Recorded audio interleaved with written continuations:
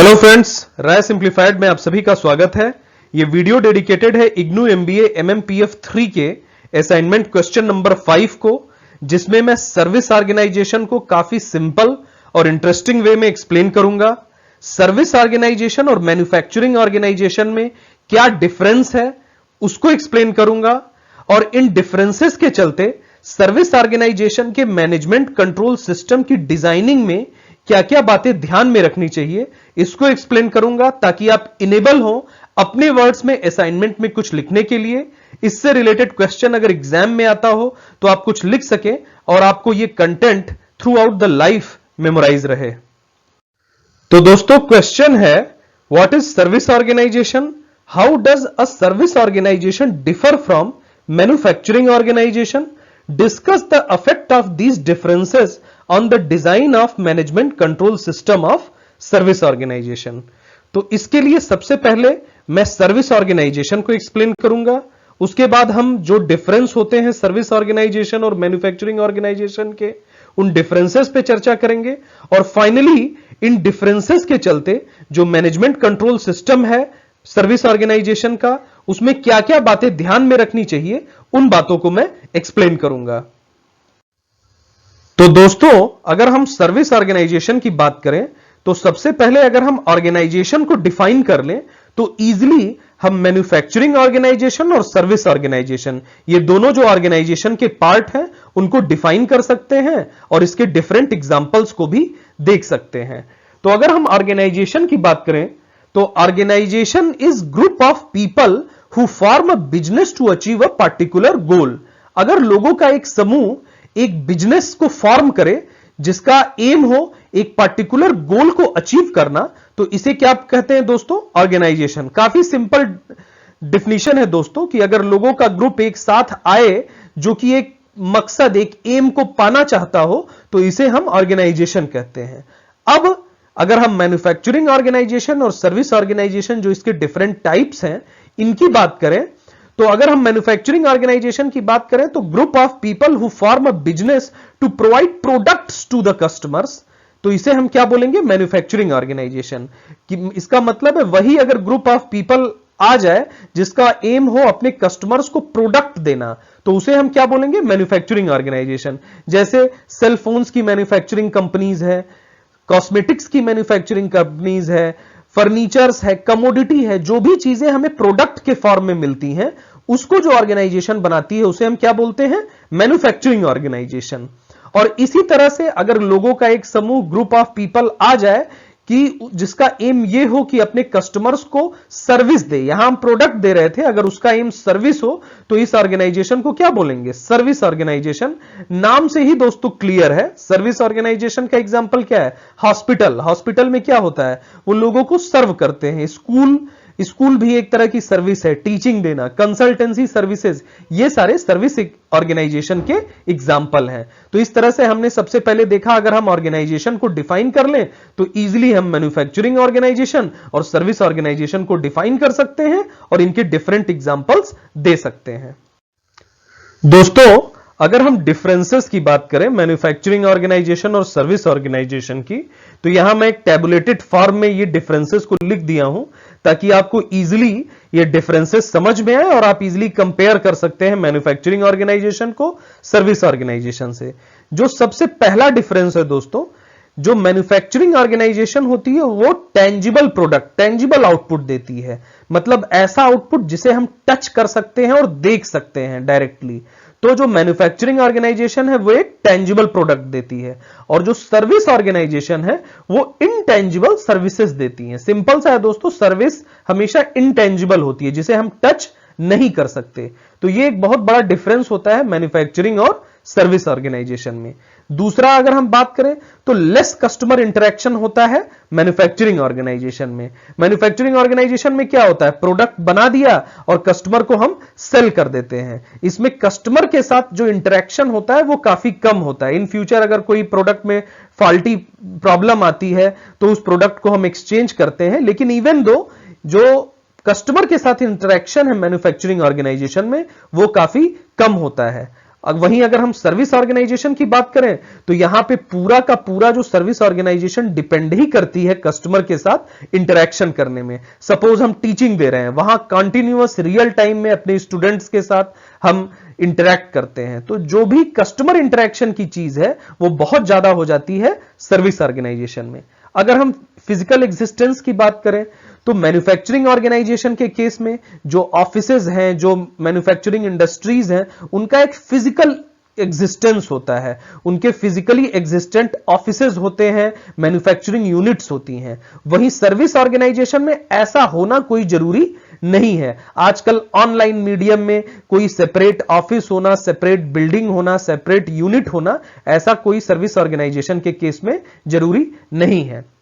अगर हम storage of inventory की बात करें तो मैन्युफैक्चरिंग ऑर्गेनाइजेशन के केस में हम इन्वेंट्री यानी कि बहुत सारे प्रोडक्ट एक साथ बना करके उसको फिजिकली स्टोर कर सकते हैं, लेकिन ये सेम चीज सर्विस ऑर्गेनाइजेशन के केस में पॉसिबल नहीं है। ये दोस्तों हम सभी जानते हैं, यहां पे बस मैंने कीवर्ड्स के तौर पे स्पेसिफाई कर दिया है, कैटेगराइज कर दिया है, ताकि आपको इजीली ये सारी बातें याद रहें और एक साथ आप कंप्लीट इसका ओवरव्यू मिले जिसे आप कंपेयर कर सकें।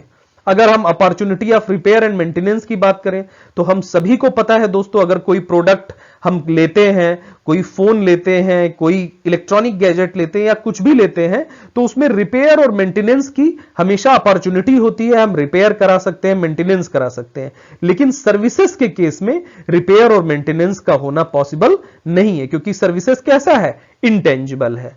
अगर हम separation between production and consumption की बात करें तो सिंपल सी बात है दोस्तों, मैन्युफैक्चरिंग ऑर्गेनाइजेशन में प्रोडक्शन पहले किया जाता है, फिर वो प्रोडक्ट कस्टमर्स को सेल किया जाता है, फिर वो उसका कंजम्पशन करते हैं। तो प्रोडक्शन का जो टाइम है और कंजम्पशन का जो टाइम है वो डिफरेंट होता है, सेपरेटेड होता है। लेकिन सर्विस ऑर्गेनाइजेशन के केस में जो प्रोडक्शन का, सर्विसेज के प्रोडक्शन का टाइम है और कंजम्पशन, ये दोनों साइमल्टेनियसली होता है। सपोज हम किसी को कंसल्टेंसी सर्विस दे रहे हैं, तो कंसल्टेंसी सर्विस जब हम दे रहे हैं यानी कि उसको प्रोड्यूस कर रहे हैं, और हमारा जो कस्टमर है वो जो कंसल्टेंसी ले रहा है, वो दोनों के बीच में कोई टाइम लैग नहीं होता, ये साथ साथ चलते हैं। तो ये भी काफी सिंपल सा एक पॉइंट है। नेक्स्ट है measurement of productivity is easy. Manufacturing organisation के केस में हम सिंपल जो प्रोडक्टिविटी का फार्मूला है, आउटपुट बाय इनपुट, ये हम कैलकुलेट करके प्रोडक्टिविटी जो है वो काफी सिंपल तरीके से कैलकुलेट कर सकते हैं, क्योंकि हमें पता है कि नंबर ऑफ यूनिट्स हमने कितनी मैन्युफैक्चरिंग की है, कितने नंबर ऑफ यूनिट्स सेल हुए हैं, उनकी क्वालिटी क्या है, उनकी क्वांटिटी क्या है, ये सारे नंबर्स के फॉर्म में हमें अवेलेबल होते हैं मैन्युफैक्चरिंग ऑर्गेनाइजेशन के केस में। लेकिन सर्विस ऑर्गेनाइजेशन के केस में इन सारी चीजों का जो मेजरमेंट होता है दोस्तों वो काफी टफ हो जाता है। अगर हम ऑटोमेशन की बात करें तो बहुत ही आसान होता है मैन्युफैक्चरिंग ऑर्गेनाइजेशन में ऑटोमेशन को करना। एक बहुत सारी आजकल मशीनें हैं, इंडस्ट्रियलाइजेशन हो गया है, इंडस्ट्री 4.0 तो पूरा का पूरा ऑटोमेशन पे ही बेस है। हम ऑटोमेटिक प्रोडक्ट्स बना सकते हैं, हम टाइमली प्रोडक्शन कर सकते हैं, तो ऑटोमेशन का करना काफी इजी हो जाता है मैन्युफैक्चरिंग ऑर्गेनाइजेशन में। वहीं सर्विस ऑर्गेनाइजेशन में चूंकि कंटिन्यूअस कस्टमर के साथ इंटरैक्ट करना होता है उस सर्विस ऑर्गेनाइजेशन वाले व्यक्ति को, तो ये काफी डिफिकल्ट होता है इसका ऑटोमेशन करना। इवन दो इसमें भी ऑटोमेशन काफी हो रहा है, लेकिन अगर हम कंपैरेटिवली बात करें तो सर्विस ऑर्गेनाइजेशन के केस में जो ऑटोमेशन का प्रोसेस है वो टफ होता है in comparison to manufacturing organisation. अगर हम क्वालिटी स्टैंडर्ड की बात करें तो हमारे मैन्युफैक्चरिंग ऑर्गेनाइजेशन में क्वालिटी स्टैंडर्ड को बनाना, स्पेसिफाई करना काफी इजी और सिंपल होते हैं, लेकिन वहीं सर्विस ऑर्गेनाइजेशन में ये काफी टफ हो जाते हैं, क्योंकि कस्टमर के साथ रियल टाइम इंटरेक्शन होता है और रियल टाइम में चीजों की क्वालिटी को मेंटेन तभी हो सकती है जबकि उसके स्टैंडर्ड काफी हाई हो। तो ये इस केस में हम डिफरेंस समझ सकते हैं। अगर हम इन्वेस्टमेंट की बात करें तो मैन्युफैक्चरिंग ऑर्गेनाइजेशन में बहुत ही हैवी इन्वेस्टमेंट की जरूरत होती है। हमें प्लांट खरीदना पड़ता है, लैंड खरीदना पड़ता है, मशीनरी खरीदनी पड़ती है। वहीं सर्विस ऑर्गेनाइजेशन के केस में काफी लो इन्वेस्टमेंट करके हम अपनी सर्विस ऑर्गेनाइजेशन चला सकते हैं। तो दोस्तों इस तरह से हमने टैबुलेटेड वे में जो एक डिफरेंस होता है मैन्युफैक्चरिंग ऑर्गेनाइजेशन का और सर्विस ऑर्गेनाइजेशन का उसको जाना। अब हम इजीली इसको कंपेयर कर सकते हैं। दोस्तों लास्ट स्लाइड में हमने देखा कि जो मैन्युफैक्चरिंग ऑर्गेनाइजेशन और सर्विस ऑर्गेनाइजेशन के क्या क्या डिफरेंसेस हैं। अब हम यहां पे डिस्कस करेंगे कि इन डिफरेंसेस के चलते जो सर्विस ऑर्गेनाइजेशन का मैनेजमेंट कंट्रोल सिस्टम है उसको डिजाइन करते समय हम किन बातों का ध्यान में रखना चाहिए हमें। तो हमने दोस्तों जाना कि जो मैन्युफैक्चरिंग ऑर्गेनाइजेशन है उसमें चूंकि हम नंबर्स काफी इजीली प्रिडिक्ट कर सकते हैं, हमें नंबर्स पता रहते हैं। क्या चीज के नंबर्स? हमें पता है कि हमने कितनी यूनिट का प्रोडक्शन किया, उस यूनिट्स में कितनी फॉल्टी यूनिट्स थी, कितनी सही यूनिट थी, कितने टाइम में हमने प्रोडक्शन किया, क्या आउटपुट था, क्या इफिशियंसी थी। ये सारी चीजें मैन्युफैक्चरिंग ऑर्गेनाइजेशन में काफी इजीली हमें पता रहती हैं। लेकिन सर्विस ऑर्गेनाइजेशन में क्वालिटी और क्वांटिटी जो भी हम सर्विस दे रहे हैं, इन दोनों चीजों का हम रियल प्रेडिक्शन, रियल कैलकुलेशन करना काफी टफ होता है, क्योंकि ये चीजें हमें विजुअलाइज नहीं होती हैं कि यूनिट्स क्या है, डिफेक्टिव यूनिट्स क्या है। तो ये चीज काफी डिफिकल्ट हो जाती है सर्विस ऑर्गेनाइजेशन के केस में। इसीलिए क्या होता है दोस्तों कि जो इफिशियंसी और इफेक्टिवनेस, जो हमारी प्रोडक्ट की इफिशियंसी, जो हमारे ऑपरेशन की इफिशियंसी है और जो हमारा परफॉर्मेंस की इफेक्टिवनेस है, इन दोनों चीजों का जो मेजरमेंट होता है सर्विस ऑर्गेनाइजेशन के केस में काफी टफ हो जाता है और सब्जेक्टिव रहता है, यानी ओपिनियन बेस्ड रहता है। कोई व्यक्ति अगर मेजर करेगा तो उसका कुछ ओपिनियन हो सकता है, किसी दूसरे व्यक्ति का ओपिनियन कुछ हो सकता है। तो ओवरऑल सर्विस ऑर्गेनाइजेशन के केस में इफिशियंसी और इफेक्टिवनेस, इन दोनों चीजों का मेजरमेंट काफी सब्जेक्टिव होता है, काफी टफ होता है। इसलिए जब भी इसका मैनेजमेंट कंट्रोल सिस्टम डिसाइड करते हैं, डिटरमाइन करते हैं, डिजाइन करते हैं दोस्तों, तो यहां पे हमेशा जो टूल यूज करेंगे वो काफी एडवांस्ड और बेटर टूल की आवश्यकता होती है, जिससे कि काफी हम प्रिसाइज मेजरमेंट कर सके सर्विस ऑर्गेनाइजेशन के केस में। तो मोटा मोटा दोस्तों हमें सिर्फ यही बात याद रखनी है, क्योंकि सर्विस ऑर्गेनाइजेशन के केस में जो नंबर ऑफ यूनिट्स हैं, आउटपुट है, फॉल्टी यूनिट्स हैं, ये सारे नंबर्स का डिटर्मिनेशन काफी टफ होता है।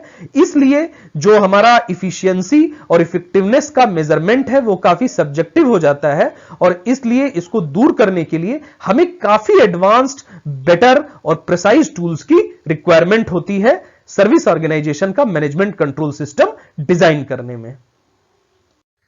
दोस्तों अब मैं इस पूरे वीडियो को एक साथ क्विकली समराइज करूंगा, जिससे कि आपको सारी चीजें बहुत ही अच्छे से समझ में आएंगी। सबसे पहले हमने जाना कि सर्विस ऑर्गेनाइजेशन क्या होती है। कुछ भी नहीं दोस्तों, अगर एक ग्रुप ऑफ पीपल एक साथ है जिसका ये एम हो कि कस्टमर को बेटर सर्विसेज प्रोवाइड की जाए, इसे हम सर्विस ऑर्गेनाइजेशन कहते हैं। हमने की डिफरेंसेस देखे मैन्युफैक्चरिंग ऑर्गेनाइजेशन और सर्विस ऑर्गेनाइजेशन में। मैन्युफैक्चरिंग ऑर्गेनाइजेशन में हमने जाना कि जो प्रोडक्ट होता है, जो आउटपुट होता है, वो टेंजिबल होता है, जिसको हम टच कर सकते हैं। सर्विस ऑर्गेनाइजेशन में आउटपुट को, सर्विसेज को हम टच नहीं कर सकते, वो इंटेंजिबल होती हैं। मैन्युफैक्चरिंग ऑर्गेनाइजेशन में कस्टमर के साथ इंटरेक्शन काफी कम होता है, वहीं सर्विस ऑर्गेनाइजेशन में काफी ज्यादा इंटरेक्शन होता है। मैन्युफैक्चरिंग ऑर्गेनाइजेशन में फिजिकल एग्जिस्टेंस होता है यूनिट्स का, मैन्युफैक्चरिंग यूनिट्स का, ऑफिसेस का। सर्विस ऑर्गेनाइजेशन में ऐसा कोई जरूरी नहीं है।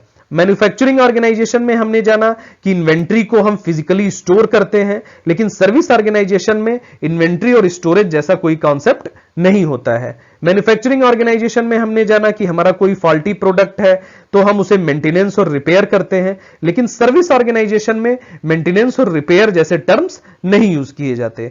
मैन्युफैक्चरिंग ऑर्गेनाइजेशन में हमने जाना कि प्रोडक्शन और कंजम्पशन के टाइम में सेपरेशन होता है, टाइम गैप होता है, लेकिन सर्विस ऑर्गेनाइजेशन में मैन्युफैक्चरिंग यानी प्रोडक्शन और कंजम्पशन दोनों साइमल्टेनियस होता है, एक साथ होता है। मैन्युफैक्चरिंग ऑर्गेनाइजेशन में हमने जाना कि जो प्रोडक्टिविटी का मेजरमेंट है वो काफी इजी होता है, क्योंकि हमें आउटपुट और इनपुट दोनों यूनिट्स में पता होते हैं, लेकिन सर्विस ऑर्गेनाइजेशन के केस में प्रोडक्टिविटी का मेजरमेंट काफी टफ हो जाता है।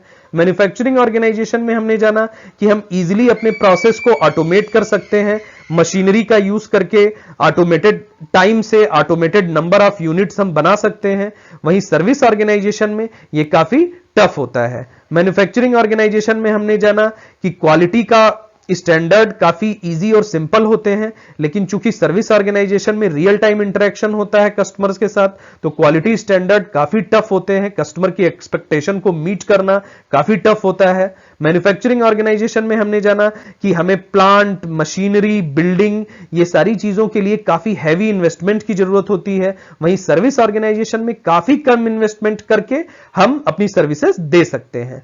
हमने ये जाना कि मैन्युफैक्चरिंग और सर्विस ऑर्गेनाइजेशन का इन डिफरेंसेस के चलते सर्विस ऑर्गेनाइजेशन का जो मैनेजमेंट कंट्रोल सिस्टम है उसकी डिजाइनिंग में किन बातों का ध्यान रखना चाहिए। हमने सिंपली इसको एक लाइन में एक्सप्लेन किया कि जो भी सर्विस ऑर्गेनाइजेशन का आउटपुट होता है, इफिशियंसी होती है, इफेक्टिवनेस होती है, उसको निकालना मैन्युफैक्चरिंग ऑर्गेनाइजेशन के कंपैरिजन में काफी टफ होता है। इसलिए बेटर रिजल्ट्स पाने के लिए सर्विस ऑर्गेनाइजेशन का जो भी मैनेजमेंट कंट्रोल सिस्टम डिजाइन करते हैं उसमें बेटर, एडवांस्ड और काफी प्रिसाइज टूल्स यूज करते हैं। तो अब होप करता हूं दोस्तों मैं ये पूरा कॉन्सेप्ट आपको समझ में आया होगा।